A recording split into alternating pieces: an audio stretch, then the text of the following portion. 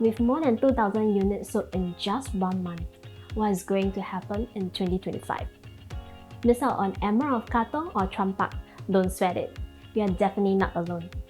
These were the two hottest launch this year, selling like hotcake in just 1 day. But here's the great news. There are units around in the market that is worth buying. Hello everyone, I'm Christina and welcome back to my channel where I share my analysis on Singapore's latest real estate trend and uncover hidden gems in the market. Alright, let's get started. So what is the big buzz about Emerald of Katong and Chuan Park? What does it mean for you as a property buyer in today's market? Let's unravel the story behind the hype. First, with Emerald of Katong collecting 3,629 checks for just 846 units, Emerald of Katong was 99% sold on day 1. That's right, by the end of the first day. It was almost sold out. So how does this frenzy happen? It came down to a strategic booking process that gave priority to VVIPs, bulk purchaser, and agent. Together, this group accounted for 65.2% of all units, leaving just 34.8% for the general public. No wonder so many buyers walk out disappointed. As for Chuan Park, it wasn't too far behind. With over 2,800 checks for its 916 units, it hit an impressive 77% sell-out rate on launch day. So what's the takeaway here? Team up with family members to buy as a group might be your best bet to secure a unit.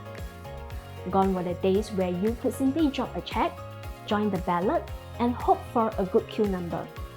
The recent frenzy has shown that this strategy might no longer work for popular projects, especially those with pent-up demands. Now, let's rewind a bit. Just a few months ago, things were very different. Developers were cautious, land bid were conservative, and profit margin were razor thin.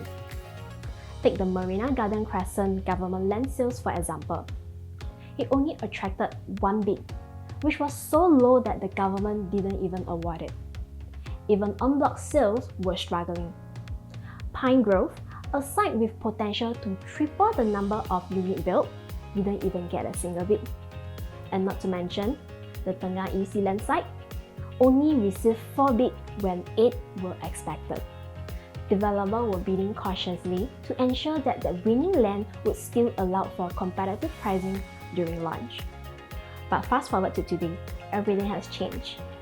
Emerald of Katong and Chuan Park have reignited the confidence in the developer. The overwhelming success of Emerald of Katong and Chuan Park has shown buyer confidence was far stronger than what the developer has expected. If you were a developer, won't you feel more confident now?